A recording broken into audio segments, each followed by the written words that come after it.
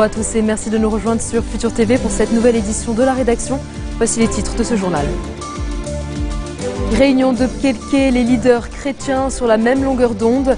Ils appellent à une élection présidentielle selon les normes et dans les délais constitutionnels. Pour le chef du parti Kataeb, Amin Jmaïel, l'élection d'un nouveau président doit permettre au Liban de retrouver sa place sur l'échiquier mondial après avoir été oublié par la communauté internationale. En visite de 24 heures en Arabie Saoudite, Barack Obama s'efforce d'apaiser les inquiétudes du roi Abdallah sur le rapprochement entre les États-Unis et l'Iran. Il a aussi été question du conflit syrien. Et à suivre dans ce journal, coup de projecteur sur la résidence des Pins pour une rencontre intime avec l'ambassadeur de France au Liban, Patrice Paoli. Il sera question de politique, de gastronomie et de musique. Reportage exclusif en fin de journal. Les principaux leaders maronites libanais se sont réunis hier soir à Pkelké, une réunion qui a souligné la nécessité de tenir l'élection présidentielle dans les délais. La session a regroupé sous la houlette du patriarche Pshalalahi les chefs du courant patriotique libre Michel Aoun, des Maradas Slimane Frangieh et des Kataeb Amin Jmaïel.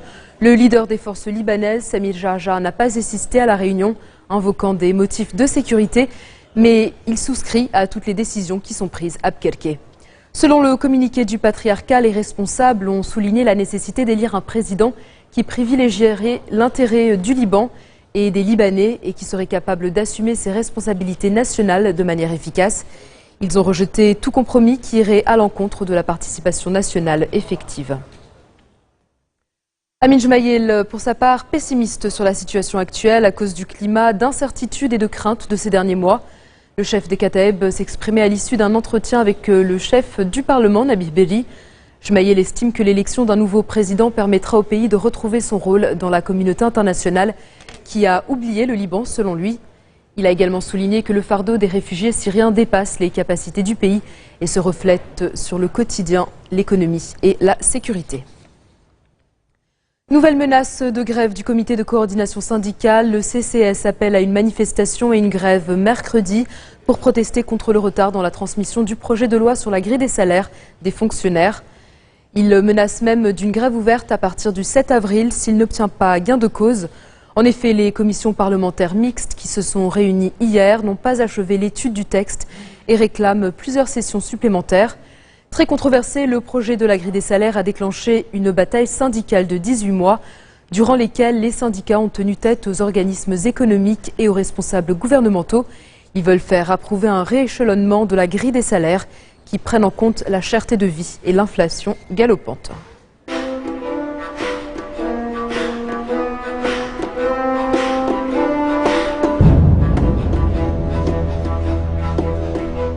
Les forces syriennes ont repris aux insurgés 2 villages proches de la frontière libanaise. Il s'agit de Filita et de Ras Mahara, 2 des dernières positions rebelles du secteur. Une avancée qui devrait permettre à l'armée de mieux contrôler l'axe entre Damas, Alep et la côte, mais qui va aussi entraîner un nouvel afflux de réfugiés et de combattants dans un Liban déjà saturé par le conflit. L'armée a repris le dessus ces derniers mois, notamment le long de l'autoroute entre Damas et Alep. C'est par là que doivent transiter les armes chimiques que les autorités se sont engagées à transférer à l'étranger en vue de leur destruction. Et puis la Syrie, justement, au cœur de la rencontre entre Barack Obama et le roi Abdallah d'Arabie Saoudite. Le président américain a passé moins de 24 heures à Riyad, accompagné du secrétaire d'État John Kerry et de sa conseillère à la sécurité nationale Susan Rice. Les discussions ont été centrées sur la paix au Proche-Orient et la crise syrienne. Selon le communiqué de la Maison-Blanche, les 2 pays coopèrent sur la Syrie et l'Iran, ainsi que dans la lutte contre l'extrémisme, et soutiennent les discussions de paix au Proche-Orient. Il s'agit seulement de la 2e visite d'Obama dans le Royaume en 5 ans. Et puis le président américain a conclu sa visite en Arabie par un signe aux défenseurs des droits. Il a distingué une militante saoudienne le jour même où des femmes ont appelé à défier l'interdiction de conduire.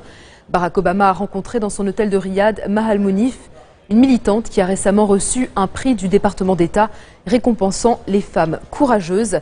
Cette femme médecin dirige le programme national pour la sécurité de la famille qu'elle a fondé en 2005 pour lutter contre les violences conjugales et la maltraitance des enfants. Elle n'avait pas pu se rendre à Washington pour recevoir son prix début mars. Dans un instant, en direction l'Ukraine où la course à la présidentielle s'accélère.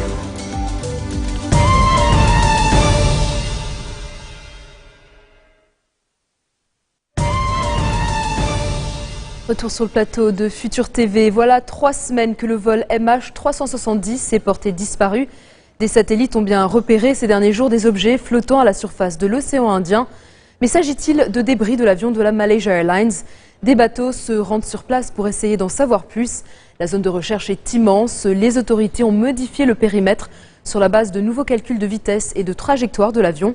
Le Boeing, avec 239 personnes à bord, se serait abîmé en mer. Tout porte à croire qu'il n'y a aucun survivant. Et pourtant, le ministre malaisien des Transports a déclaré qu'il faut continuer à rechercher de possibles survivants, aussi faibles que soient les chances d'en retrouver. Des proches de personnes disparues ont manifesté ce samedi en Chine. Ils réclament auprès des autorités malaisiennes une plus grande transparence dans l'enquête. Plus de la moitié des passagers du Boeing étaient de nationalité chinoise. En bref, dans le reste de l'actualité de ce samedi, le général Martin Dempsey, chef d'état-major de l'armée américaine, sera reçu demain à Jérusalem par le ministre israélien de la Défense. Moshe Ya'alon a récemment tenu des propos très critiques à l'égard de Washington, qualifiant de messianiques et obsessionnels les efforts de John Kerry sur l'accord de paix israélo-palestinien. Le département d'État américain a déploré qu'il n'ait pas présenté ses excuses. Saadi Kadhafi a présenté, lui, ses excuses au gouvernement et au peuple libyen dans une vidéo diffusée à la télévision d'État. Le 3e des 10 enfants de Mohamed Kadhafi est accusé de crimes visant à maintenir son père au pouvoir. Il est incarcéré à Tripoli depuis le début du mois. Les images de sa confession ont été diffusées par les autorités libyennes, notamment pour montrer que Saadi Kadhafi ne subit pas de mauvais traitements, comme le laisse entendre la rumeur. Et puis les talibans afghans ont attaqué le siège de la commission électorale indépendante à Kaboul. Il n'y a pas de victimes parmi les membres de la commission et les services de sécurité contrôlent toujours le site. La capitale est en état d'alerte avant l'élection présidentielle du 5 avril, un scrutin que la milice islamiste s'est jurée de perturber. Le 20 mars, déjà 9 civils, dont 4 étrangers, avaient été tués dans un grand hôtel du centre de Kaboul. Direction l'Ukraine à présent, où la bataille pour la présidentielle s'accélère. L'élection aura lieu le 25 mai prochain et les candidats ont jusqu'à ce dimanche soir pour déposer leur dossier. L'ancienne Premier ministre Yulia Tymoshenko a déjà officialisé sa candidature. À 53 ans, celle qui a été l'égérie de la Révolution orange compte bien revenir sur le devant de la scène. Après 2 ans passés en détention, elle n'a apparemment rien perdu de sa détermination. Pour sa part, l'ancien boxeur Vitali Klitschko a lui renoncé à être candidat à la présidentielle. Celui qui a été l'un des chefs de file du mouvement de contestation qui a abouti au renversement du président Viktor Yanukovych ambitionne plutôt de devenir maire de la capitale.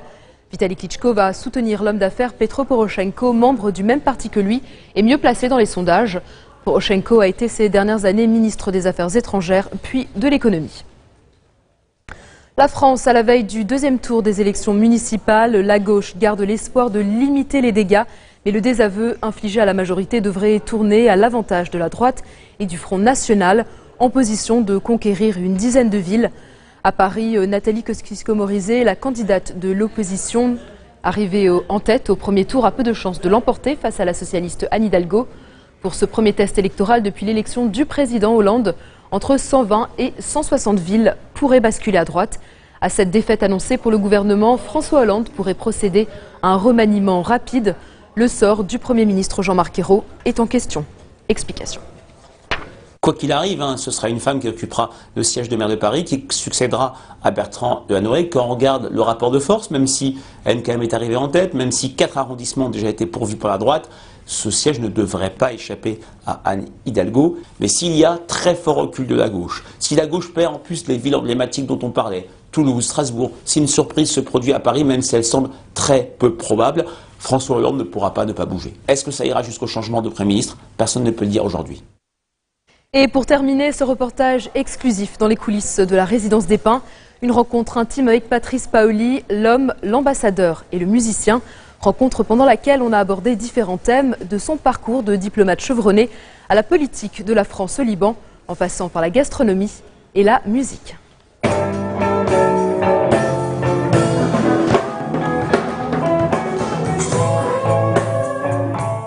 La résidence des Pins, demeure de l'ambassadeur de France au Liban depuis l'indépendance.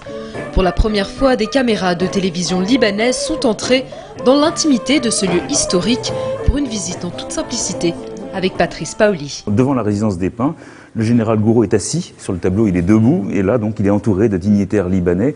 Et donc, c'est la proclamation du Grand Liban. Alors, donc, on vit avec le poids de cette histoire. Mais c'est aussi une maison qui est très belle. Je veux dire, qui est une grande maison, qui est une maison accueillante. Pratiquement tous les ministres français qui sont venus en visite ici ont logé ici. Donc, en général, on loge ici, on héberge nos visiteurs, les députés français, les sénateurs français, les ministres français. Les caméras de Futur TV se sont promenées en compagnie de Patrice Paoli, prédestiné à une carrière diplomatique remarquable. Très simplement, je veux dire, par admiration effectivement pour mon père quand j'étais enfant. Et donc j'ai écrit dans une rédaction en CM1. On m'a dit, la maîtresse nous demandait quel métier nous voulions exercer plus tard, et j'ai dit, moi je voudrais être diplomate. Comme papa. Voilà. Alors ici on est dans le salon ottoman, qui est une des plus belles pièces, c'est une de mes préférées, parce qu'elle est d'abord, il y a une fontaine, et qu'on est tous attachés, quand on est en Orient, l'eau. Un Orient complexe, certes, mais qui n'a plus aucun secret pour l'ambassadeur. Complexité de la situation au Liban, du fait que des fois on a l'impression qu'on se perd dans des arguties qui ne sont pas toujours perceptibles ou compréhensibles par l'observateur extérieur. Donc des fois je dis à mes amis ici, quand ils sont en plein débat politique, je dis, vous savez, si je devais raconter à Paris ce que je viens de voir maintenant, je pense que personne ne comprendrait. Quand je suis entré au Quai d'Orsay, je n'imaginais pas que je puisse être un jour ambassadeur au Liban. Ça me paraissait inaccessible, c'est une espèce d'Everest. C'était un poste trop important pour le modeste jeune agent que j'étais. Et donc quand le moment est venu qu'on me propose Beyrouth comme point de chute, comme ambassade, ça a été un grand honneur. Donc c'était un moment de profonde joie de pouvoir représenter mon pays. La France, c'est aussi la gastronomie, mais il a surtout été question de gastronomie aux saveurs méditerranéennes qui occupe une place centrale dans la culture libanaise. Il y a des plats libanais que j'aime beaucoup, mais ce n'est pas forcément des choses compliquées. Il y a des choses auxquelles on est attaché. Moi j'aime beaucoup la coupe benaye depuis toujours, c'est une chose. Et puis j'aime beaucoup la poutargue, le batrach, c'est une chose que j'aime beaucoup. Donc c'est pas forcément des choses très travaillées, c'est des choses que j'aime beaucoup pour, avec un petit verre d'arak, c'est agréable. Des goûts, des couleurs, mais aussi des sons exclusifs avec un concert improvisé. Patrice Paoli, le plus mélomane des diplomates.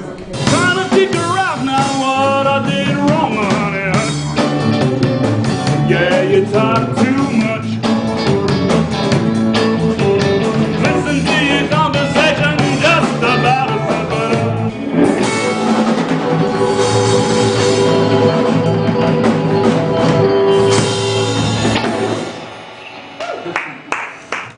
Et ne ratez pas l'intégralité de ce reportage exclusif, c'est ce soir à 22h30 dans Code 24, votre magazine d'actualité sur Futur TV. Fin de ce journal, tout de suite, le rappel des titres qui ont marqué l'actualité de cette journée. Réunion de Pkirke, les leaders chrétiens sur la même longueur d'onde. Ils appellent à une élection présidentielle selon les normes et dans les délais constitutionnels. Pour le chef du parti Kataeb, Amin Jumaye, l'élection d'un nouveau président doit permettre au Liban de retrouver sa place sur l'échiquier mondial après avoir été oublié par la communauté internationale. En visite de 24 heures en Arabie Saoudite, Barack Obama s'efforce d'apaiser les inquiétudes du roi Abdallah sur le rapprochement entre les États-Unis et l'Iran. Il a aussi été question du conflit syrien. Et puis c'était le reportage exclusif de ce journal, coup de projecteur sur la résidence des Pins pour une rencontre intime avec l'ambassadeur de France au Liban, Patrice Paoli. Il a été question de politique, de gastronomie et de musique. Merci de votre attention, retrouvez-nous tous les jours à 16h40 heure de Beyrouth. N'oubliez pas que le Liban passe à l'heure d'été cette nuit. Il faudra donc avancer vos montres d'1 heure à minuit. Excellente soirée à toutes et à tous.